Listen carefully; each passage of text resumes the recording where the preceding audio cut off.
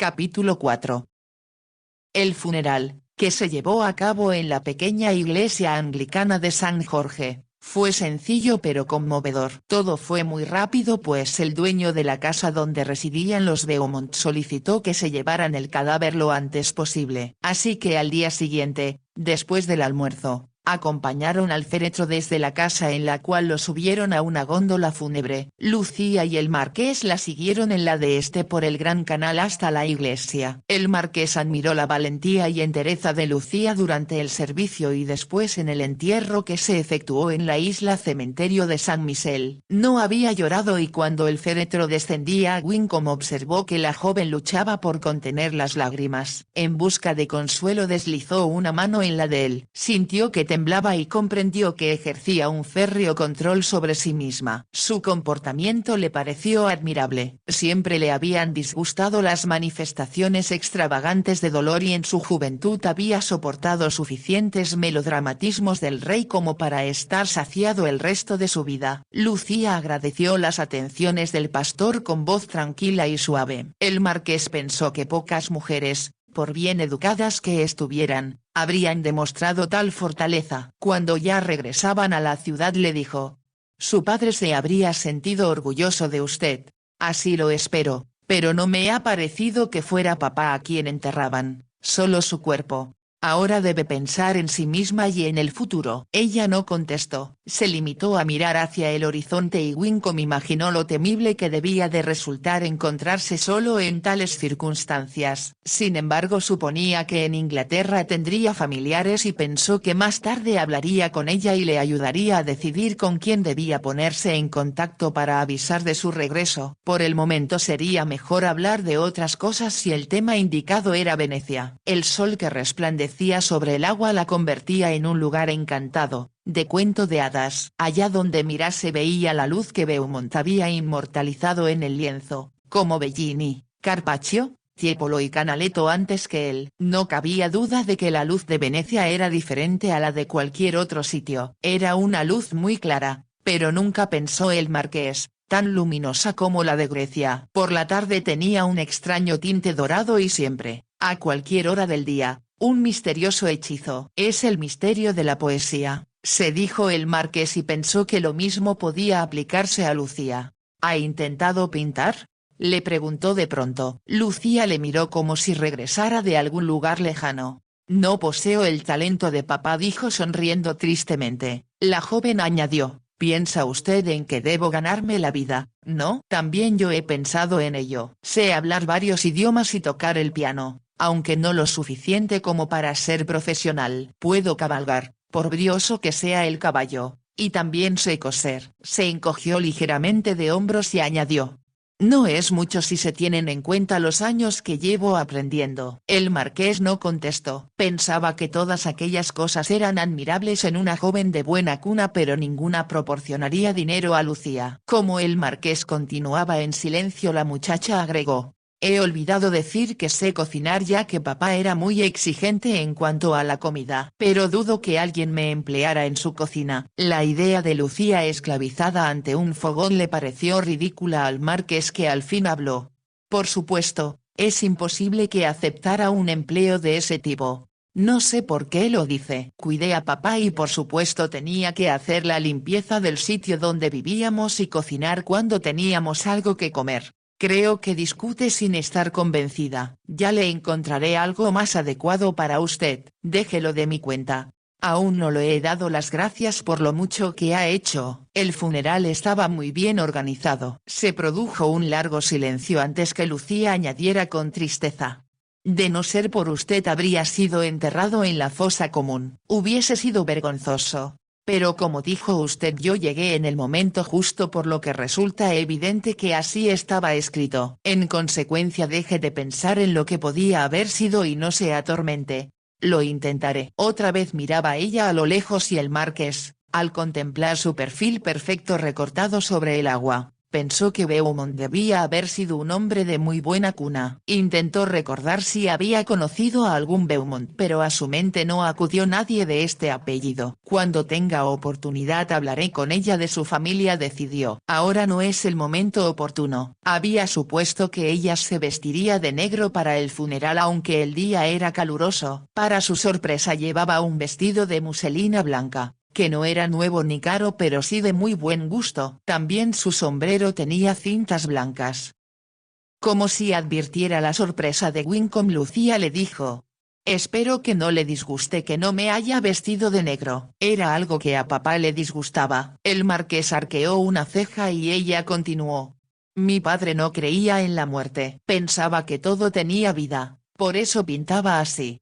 Y cuando murió mamá no me permitió vestirme de luto, decía que era como una traición a nuestra creencia de que volveríamos a verla». El marqués pensó que nunca había oído a nadie expresarse de forma tan clara sobre el más allá, aunque con frecuencia dudaba de la existencia del cielo y el infierno, o de que hubiera otra vida más allá de la terrena. Lo que decía la joven le pareció muy conmovedor, así que contestó lo que supuso que a ella le agradaría: «Estoy seguro de que su padre tenía razón y permítame decir que se la ve tal como él habría deseado verla en un día tan hermoso. No me equivoqué al pensar que usted comprendería». Mientras bogaban por el Gran Canal rumbo a la casa del marqués, pensó en lo bonita que estaría luciendo una creación de los famosos modistas que vestían a las beldades londinenses como si fueran reinas. Se dijo que le gustaría ver a Lucía, por supuesto desde un punto de vista artístico, con vestidos de seda y satén bordados en plata u oro y con ramilletes de flores entre el cabello. Estaba seguro de que aún vestida como en aquel momento llamaría la atención porque era diferente, pero bien ataviada causaría sensación y lograría eclipsar incluso a las más elegantes damas de la alta sociedad. Como si adivinara que pensaba en ella, Lucía se volvió a mirarle y preguntó: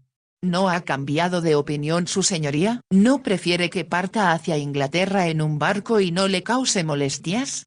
Ya le he dicho que no es ninguna molestia y mi intención es llevarla a salvo hasta Inglaterra. Tengo la sensación, Lucía, de que no podría arreglárselas sola. Ella se estremeció. Me daría mucho miedo, es cierto, pero ahora que he perdido a mis padres, debo aprender a valerme por mí misma. Tiene usted mucha razón al decir que tengo que buscar algún empleo. No debía haberlo mencionado, porque primero hemos de discutir muchas otras cosas y tendremos tiempo suficiente durante el viaje a Inglaterra. Sin embargo, la situación persiste, contestó Lucía con tono práctico. Debo pensar qué puedo hacer y prepararme para ello. Tras un momento de silencio y como si hablara para sí misma, agregó: me educaron profesores muy competentes. Mamá nunca contrató a una institutriz porque decía que le daban mucha lástima. Y me parece, Lucía, que es usted demasiado joven para ser institutriz.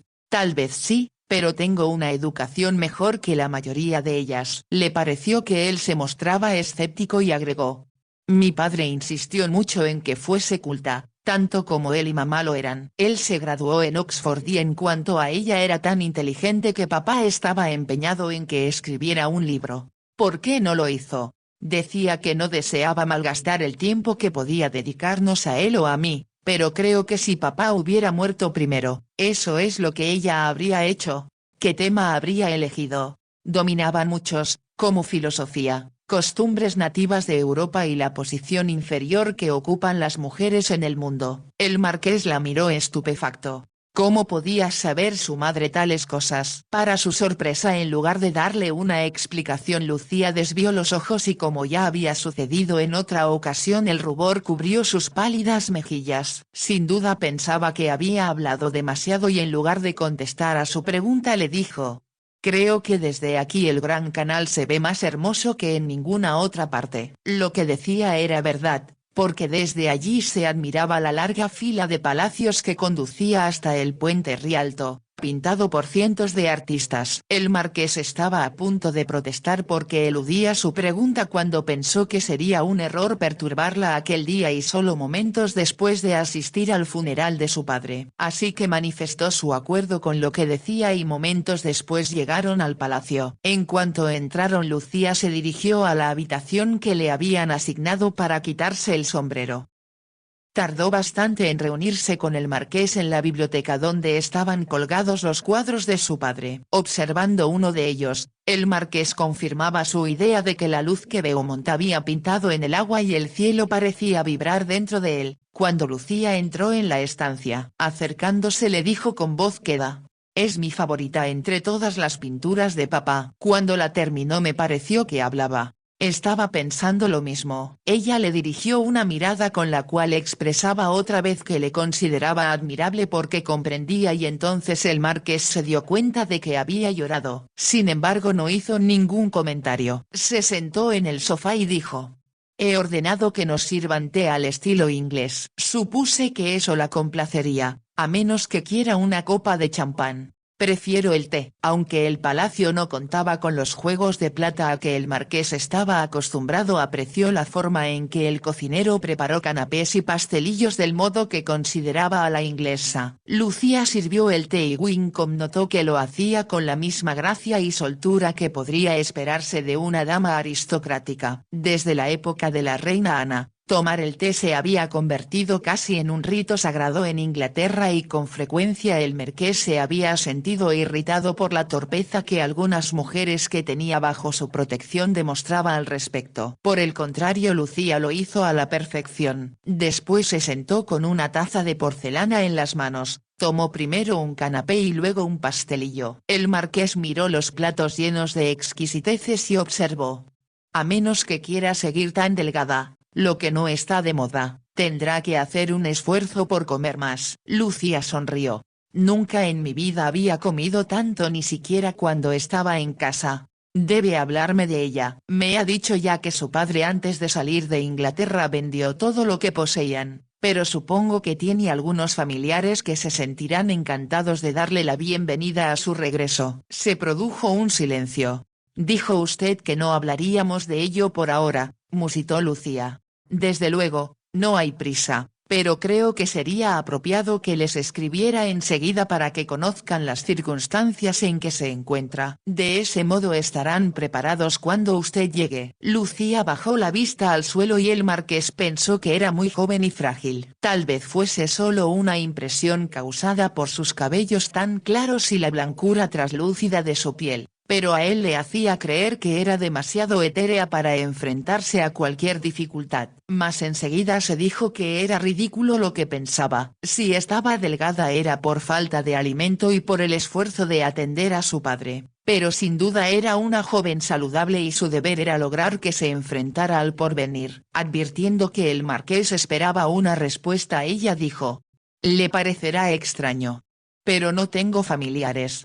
«¿Qué quiere decir?». «De su gusto o no, todo el mundo tiene parientes». «Por desgracia, yo no tengo a nadie», repuso Lucía con firmeza, dando por zanjado el tema. El marqués la miró consternado. «No puedo creer que sea verdad». Después de un silencio Lucía volvió a hablar. «Como le he dicho, no deseo ser una molestia para su señoría. Ya ha sido bastante amable ofreciéndose a llevarme a Inglaterra y cuando lleguemos encontraré a dónde ir». «Se comporta ahora de forma absurda y misteriosa», contestó molesto el marqués. «Sabe bien que no puedo aceptar algo así».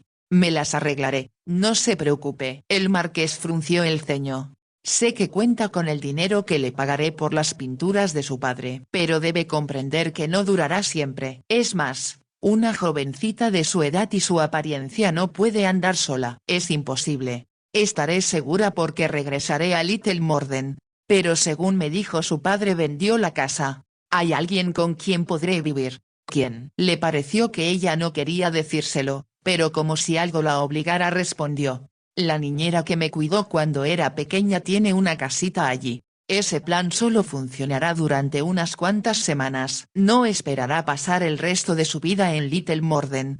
Allí estaré segura». El modo en que Lucía dijo esto indicó al marqués que para ella la seguridad era esencial, sobre todo tras las amargas experiencias vividas. Como si ya no hubiera más que decir sobre el asunto, la joven preguntó: «¿Le pongo otra taza de té, milord?». Como él rehusara, Lucía se sirvió un poco más. Acababa de tomarlo cuando se abrió la puerta de la biblioteca y apareció una visión de sedas, plumas y joyas. Era Francesca Rosso.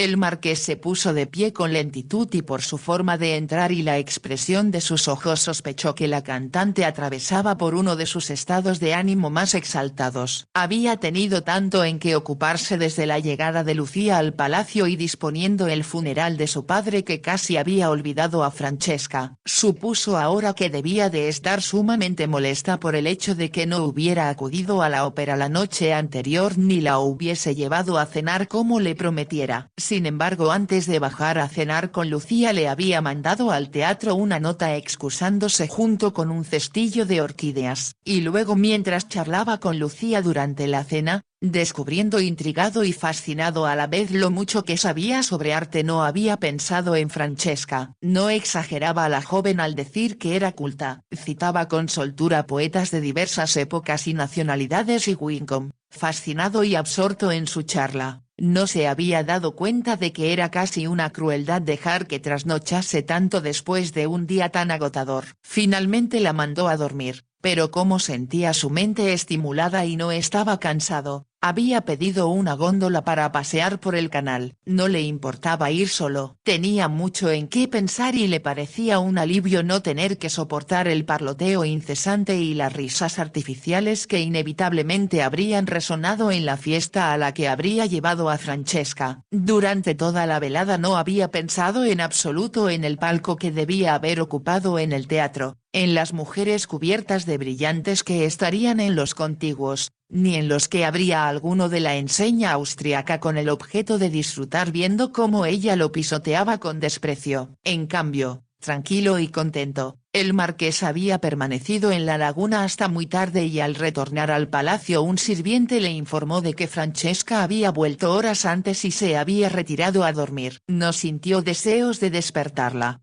sino un gran alivio porque podría dormir solo y en paz. Al día siguiente despertó temprano y como hiciera el anterior salió a pasear porque necesitaba hacer ejercicio. A su regreso Johnson lo esperaba para informarle sobre lo relativo al funeral. Volvió a sentirse aliviado cuando se enteró de que Francesca había salido para un ensayo, así que no la había visto en todo el día hasta ese momento. Tras una dramática pausa en el umbral, como si hiciera su entrada triunfal en el escenario y esperase captar toda la atención del público, Francesca se acercó al marqués. Pero sus ojos no estaban fijos en él, sino en Lucía. Me enteré de que tienes otra invitada. No era un comentario, sino una acusación. Buenas tardes Francesca. Te presento a la señorita Beaumont, una compatriota cuyo padre, como supongo sabes, era un artista de gran talento pero que lamentablemente ha muerto. Qué conveniente que usted milord estuviera aquí para consolarla, replicó irónica la cantante. El marqués comprendió que se proponía causar dificultades y deseoso de evitar una escena comentó: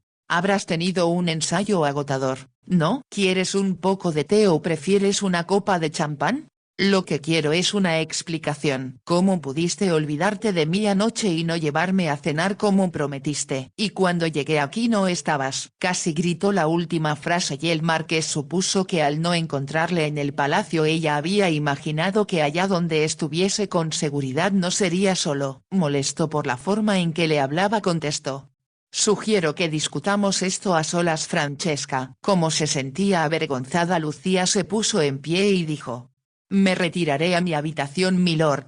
¿Su habitación?, preguntó Francesca con voz chillona. Y supongo que ahora es su palacio y como el marqués es su amante ya no me necesita. Alzaba la voz histéricamente y Lucía la miró con los ojos muy abiertos como hipnotizada. Estaba tan sorprendida por la llegada de la cantante y por el tono en que hablaba que aún sostenía en la mano la taza de té. El marqués habló con voz cortante: no hay necesidad de que se retire Lucía. La señorita Rosso y yo hablaremos en otro sitio. No tengo intención de hablar en otro sitio que no sea este, declaró Francesca. Quiero una explicación. ¿Qué he dicho o hecho? ¿Por qué has cambiado de pronto respecto a mí? Extendió los brazos en dramático ademán al añadir: me tienes olvidada, abandonada. Ni siquiera tengo el consuelo de usar el collar que me prometiste. Y yo creí que un inglés jamás faltaba a su palabra. Oyéndola el marqués comprendió que todo el problema residía en dos cosas, que no había acudido a su habitación la noche anterior y que aún no tenía el collar en su pecho. Con voz fría contestó: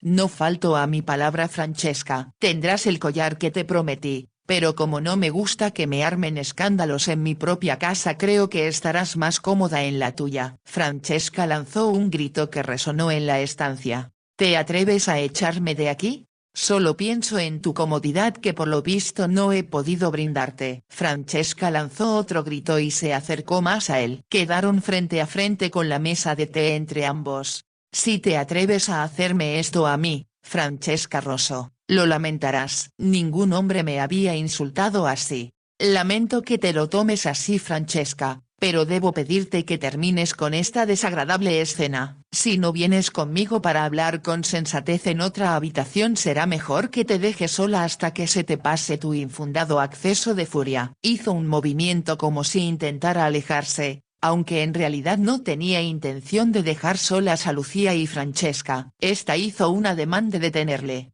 «No puedes dejarme. No me convertirás en el hazmerreír de Venecia solo porque ya no me necesitas. Pagarás. Ya lo creo que pagarás lo que le has hecho a una mujer que te entregó su corazón». Mientras su voz se elevaba colérica, con rapidez sacó de su escote un afilado estilete que destelló a la luz que entraba por la ventana. Lo alzó con la misma exageración que solía utilizar en escena y lo apuntó al corazón del marqués.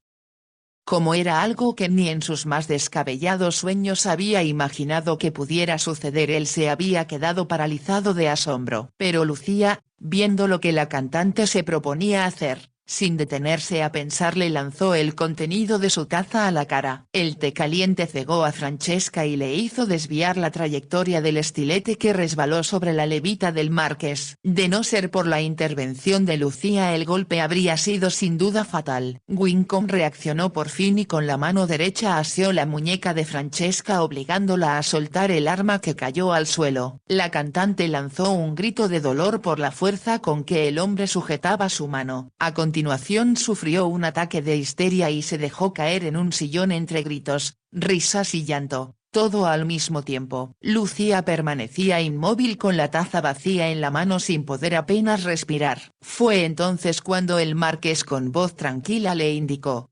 «Váyase a su habitación, por favor». Ella dejó la taza sobre la mesa. «¿Está usted herido?». «No es nada, solo un rasguño». «Haga lo que le digo». Apenas podía hacerse oír por el ruido que hacía Francesca, pero Lucía le entendió y, como si ansiara escapar de algo feo y desagradable, corrió con la rapidez de un animalillo que busca cobijo. El marqués esperó a que se perdiera de vista. Entonces exclamó: «Compórtate, Francesca, me asombra tu actitud. Si me hubieras matado habrías provocado un incidente internacional que sin duda hubiese arruinado tu carrera». Francesca apretó los labios y después contestó con tono muy diferente: «¿Cómo puedes ser tan cruel conmigo? Me has roto el corazón. Puedo asegurarte que el regalo que te haré, si recobras la compostura, lo reparará». El marqués habló con frialdad y la firmeza de su voz demostraba con más claridad que las palabras su disgusto por lo ocurrido. Francesca, como si lamentara haber perdido el control de sí, dijo con exagerada humildad: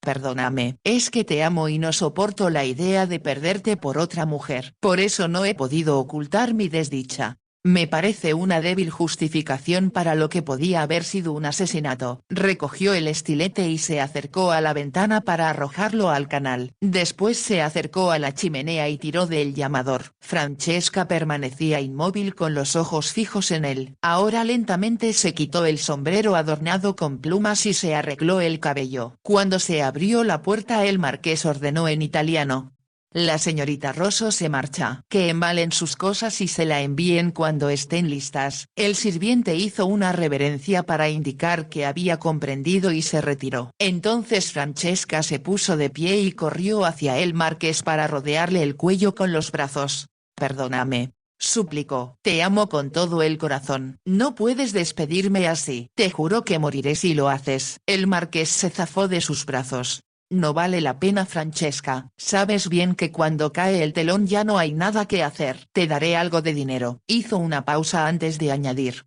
Que te regale o no el collar de esmeraldas depende por completo de tu comportamiento. Cualquier otra escena como la que ha tenido lugar aquí y ya puedes olvidarte de él. Francesca supo que estaba derrotada y se acercó a la ventana exclamando con vehemencia.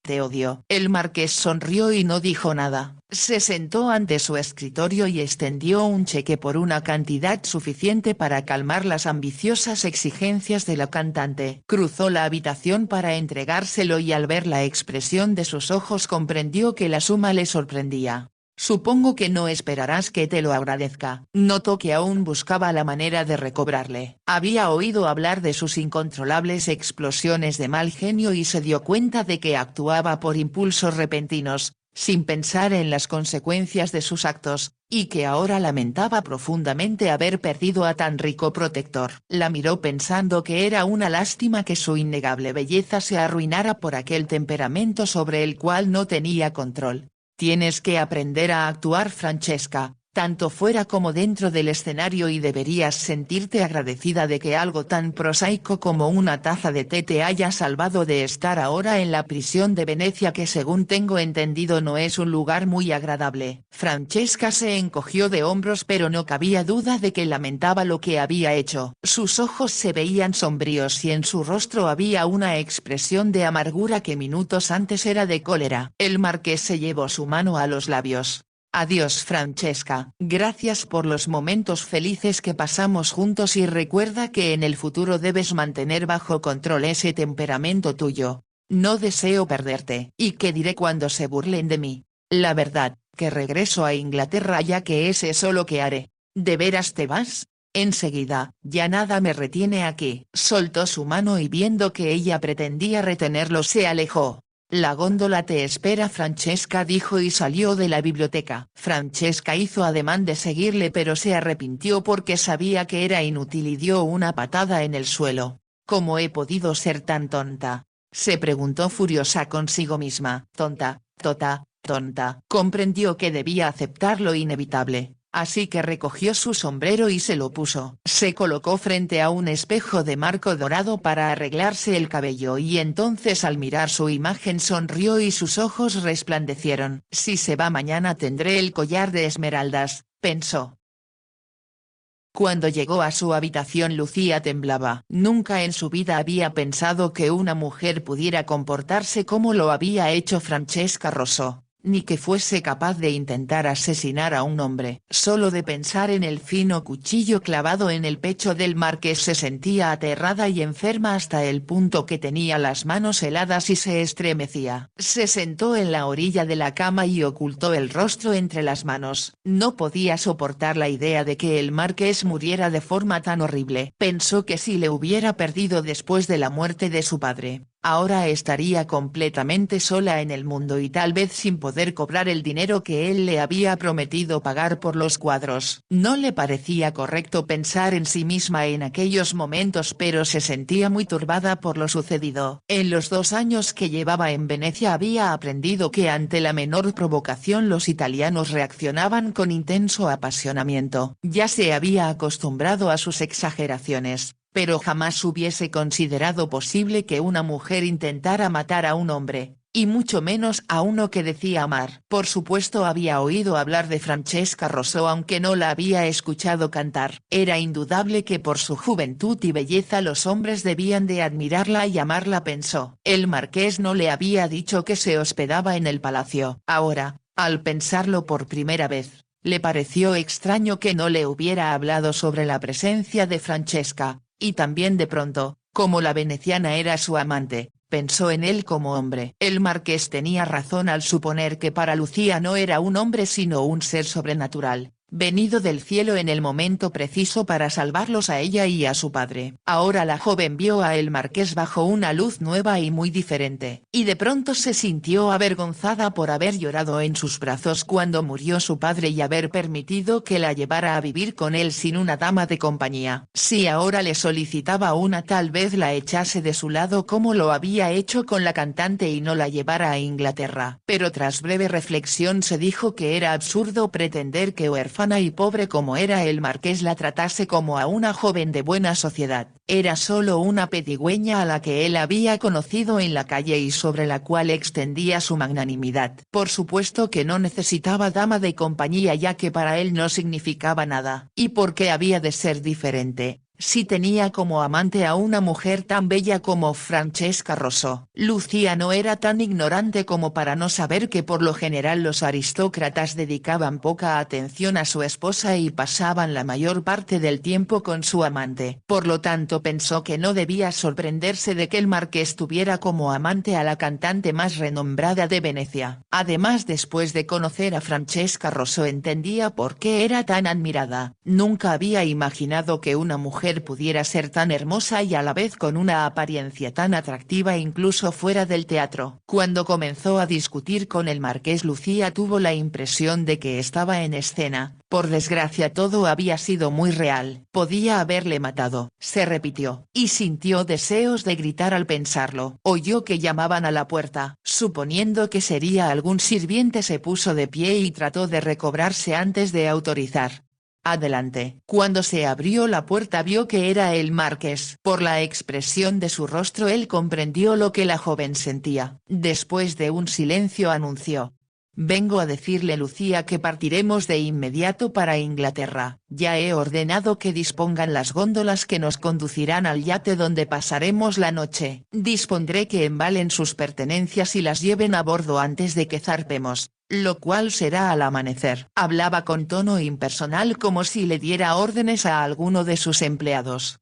«La espero en el salón», agregó, «donde beberemos una copa de champán antes de partir». «No me haga esperar». Cerró la puerta y Lucía permaneció inmóvil, diciéndose que no tenía que tomar ninguna decisión. El marqués lo había hecho por ella, solo debía obedecer, pero eso no impedía que pensara: